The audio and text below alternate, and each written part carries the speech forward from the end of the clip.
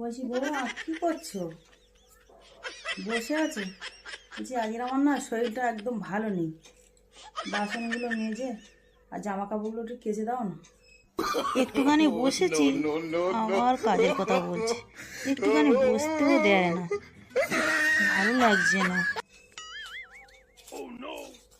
এই টাকাটা রাখো তো, এই 2000 টাকাটা রাখো। এই নাও।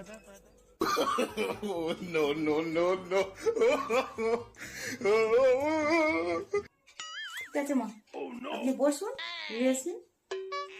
আমি আর কাজগুলো করে গেছি। বৌমা কি করছো? তোমার বাসন মাজা, জামা কাপড় কাচা সব হয়ে গেছে?